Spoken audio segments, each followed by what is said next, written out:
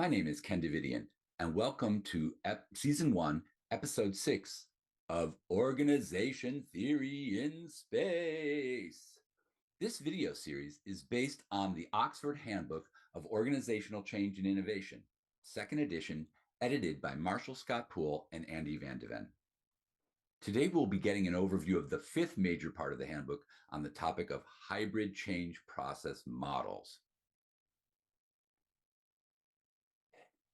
This part of the handbook includes 5 chapters from 22 to 26, and we'll talk briefly about each of them. Let's get started. Chapter 22 describes the micro-foundations of innovations as a process. It uses the cumulative synthesis work of Abbot Payson Usher, dating back 1 century. Usher gives many very detailed examples of how novelty results from many individual and small innovations that accumulate over a long period of time to create an innovation of greater importance. Chapter 23 is a very important chapter entitled Diffusion of Innovations.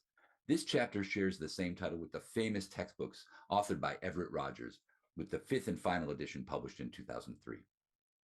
This topic covers how new innovations are effectively spread or diffused into society and how society decides to adopt certain innovations. This topic is important because of its direct relevance to the valley of death that defense and space industry practitioners talk about all the time. For now, all I have time to tell you is that diffusion of innovations research and practice paradigm has seen considerable evolution in theory and method over the decades. I can hardly wait to talk more about this chapter in Season 2 of OT in Space, but that's all I have time to say right now. Chapter 24 is entitled Processes of Emergence and Change in Industry and Ecosystem Infrastructure. Larger organizational structures like ecosystems are based on social hierarchies, as I've been showing you at the end of the most recent videos in this series.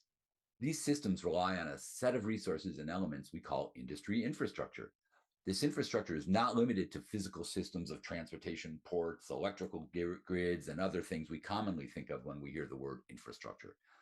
Industry infrastructure elements fall into 3 broad categories of institutional arrangements, resource endowments, and proprietary functions. Chapter 25 discusses the many ways that interorganizational networks change, including evidence of all 4 change motors at work. The linear evolution of networks are examples of the life cycle motor, and the way organizations change to improve their fitness in a landscape is an example of the evolutionary motor. Leadership often identifies goals that induce interorganizational change, and that's an example of the teleologic motor, and dialectic change occurs when organizations work to resolve tensions created by the intersection of multiple demands.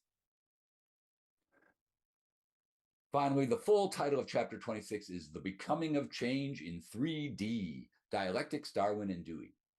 The chapter views the dialectic motor as the basis of general social relations because dialectics views the world as in a continuous state of becoming, a work in progress rather than a final product. The chapter talks about the rise of pragmatism, which says ideas are things to be discovered, but their importance lies in their influence on future events and as tools to cope with problems and to promote social change. Finally, the potential of these becoming perspectives, which includes evolutionary theory and pragmatism in addition to dialectics, is far from being exhausted. So, when we take a look at how these chapters fit into the social system hierarchy levels chart that I've been showing, we see that these later parts of the handbook are starting to fill in the interorganizational sections of the chart. This makes sense because the higher levels of social systems include multiple organizations at multiple levels, so the change motor descriptions would be equally more complex. I'll be interested to hear from you if you think I'm putting the correct chapters at the correct levels in the hierarchy. So, how does all this apply to the space sector?